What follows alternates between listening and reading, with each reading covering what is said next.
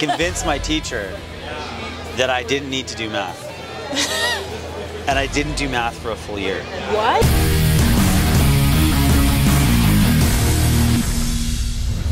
I have a pretty great life. Like, my sister lives 3 blocks away from me with her kids. My parents moved during the pandemic to be closer to us. My mom convinced my dad somehow. Nice. Yeah. Of course. To stop playing tennis and CS and I think that and golf and But there's none of that. he can do that in Victoria. Yeah, seriously. Yeah, he did. But it required the pandemic for him. Yeah. And I you know, I was a little worried about him, but he's fine. Anyway, I have a pretty good, like, I think those things are really vital. Those are important parts of life. So. As a writer, you'll forever do this, right? This is what you've always done. I relent to it. Every year I'm like, when am I going to do something with my life? But that is what you're doing with success. It keeps too. happening. Yeah, something happens, it keeps, and I'm like, okay, you know. How does it happen though? You just like, how does it work? Are you always with pen and paper? No. I am now, actually, more so than I was. I take it way more seriously than I used to. Just trying to, sorry. You just made a 40-year-old sound. I know. It's because of this thing here. Jay. I take it more seriously than I used to. That's because I'm taking it seriously. And I write stuff down now. Yeah. I do it the way I always do, which is like I hear something and I'm like, I hear someone say something and I hear something like musical and I'm like, it's like intuitive. It's like this intuitive thing. It's like, pay attention to that.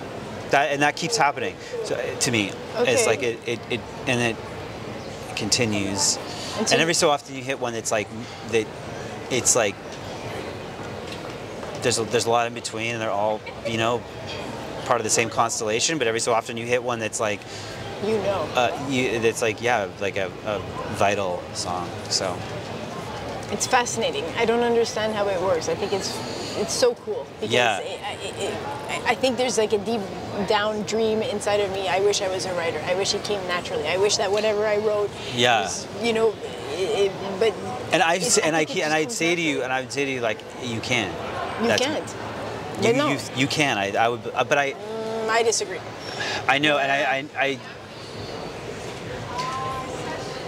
I've been, you know what, like when I was young, I don't really fit in with artists. Like I know people who like are artists. Like they dress like an artist and they only hang out with other artists and like they're artists. Like you see them come down the street and you're like, that person's in a band. And so artist. I don't like, and a lot of times I prefer to like look like, and sometimes people tell me this, like when I don't tell people I play music and people who don't know that part of my life, they're like, oh, I thought you were like a creative, like, or like an accountant or something. An accountant? Yeah, that's what they think I look like. I do see you maybe in marketing. Yeah, I can see you in marketing. Exactly. Yeah. Maybe something slightly creative. Yeah. But I prefer that. Like to me, like when I was young, I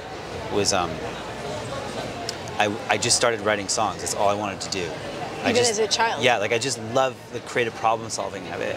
I love hearing something and being like, I don't know, it's like, I want to be a part of that, whatever that energy is, and then and problem solving a story and how it comes together.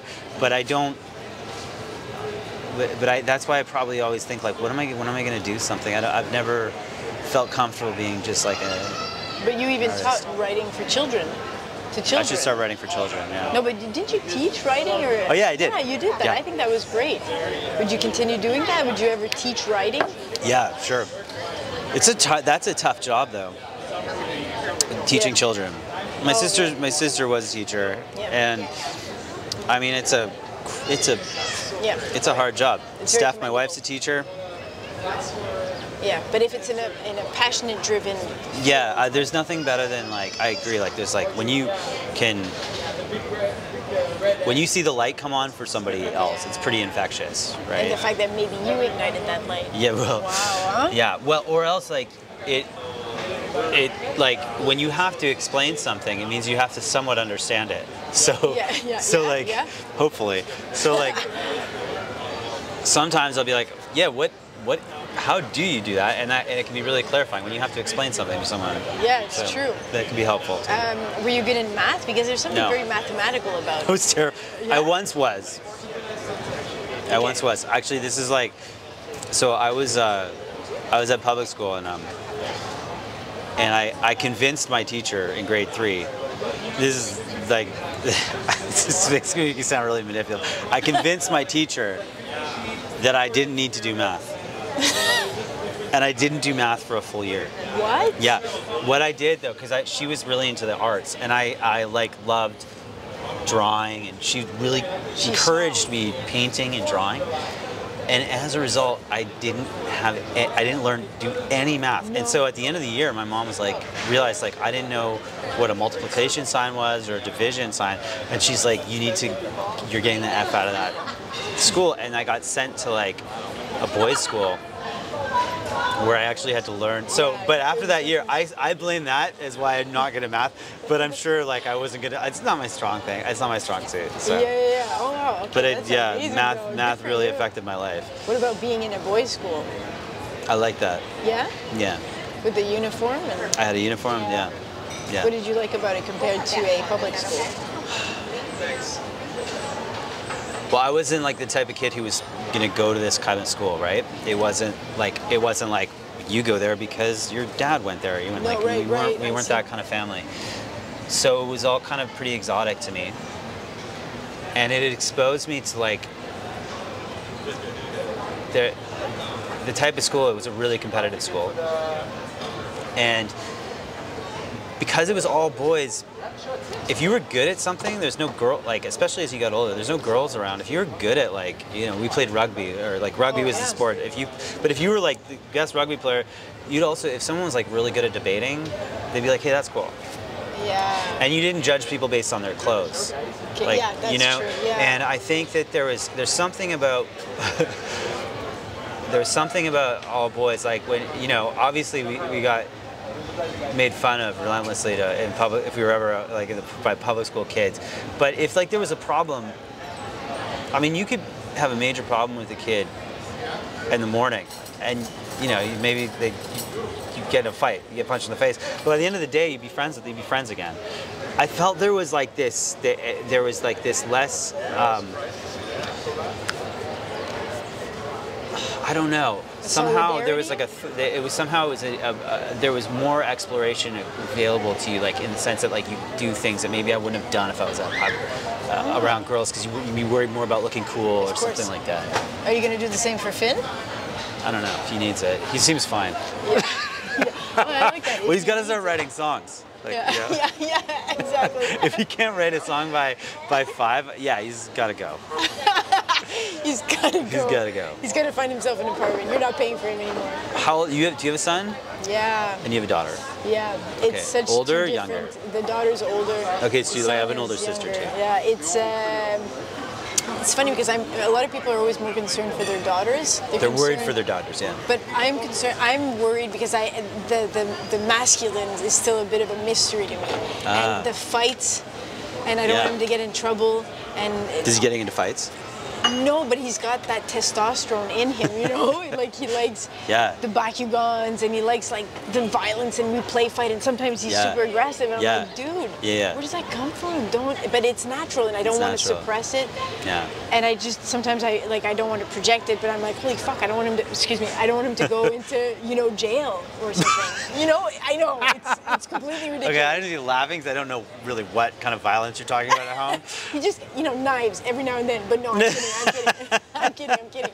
But there's something about men that sometimes I just want him to fall into the right tracks, like I wish he was a writer, like he loves art, and I'm like, yes, love art. Yeah, but please. look, like I love the arts, but I mean the amount of, my sister didn't put my parents through the amount of shit that I put my parents through, right? Like I was like, when I was young, it was like I was the one who like took the car out.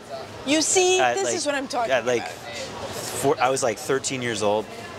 I took my parents' car at like the night before school started at grade 8, and I just started ripping down. I don't know where I was going. I took it downtown. I was going downtown Vancouver, and I was just like ripping. I turned it, and why?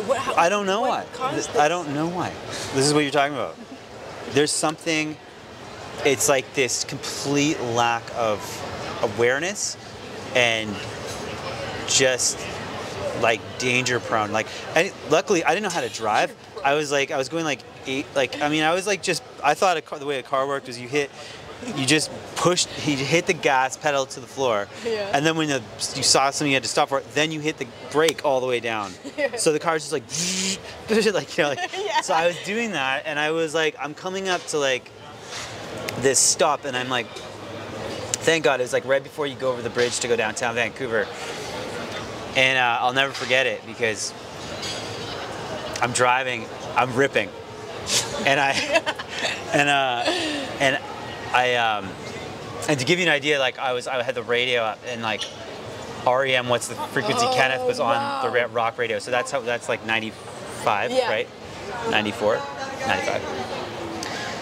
I slam, and all of a sudden I see this police car is taking a left, like you know, it's VPD's like taking a left down, and I slam on the brakes, and it's a red light, and I screech to a halt, and I just look over, and the cop just looks at me, he's like, this, right? And I'm like, I'll just play cool. He probably, right. I'm a 13-year-old Let me light up a cigarette. No, I wish I had one. That would have been a good distraction. No, I was like, I'm a 13-year-old kid, so I'm thinking maybe he'll think I'm 16. Also, maybe he won't notice that I just like, you know, and just like the technique. Like did like a 30-foot like halt like in front of him. So anyways, I go like, and then it goes green, and I go like 10. Anyways, lights come on. Yeah, okay. He stops me. He thought I was trying out for a gang. And he goes, and he thought I was trying to get into a gang. He thought because the car that I was in was my dad's car. What kind of car was it? At the time, it was a hot car. It was a Nissan Pathfinder. Oh yeah. Okay, and those were like being stolen all the time for some reason. They were very cool at that one period, that time. Yeah, well they stole it. And so he thought I was like I was initiating for a gang. He's like, and then he said, what school do you go to? And I told him, he's like, what the? And he called my parents down. My parents came down.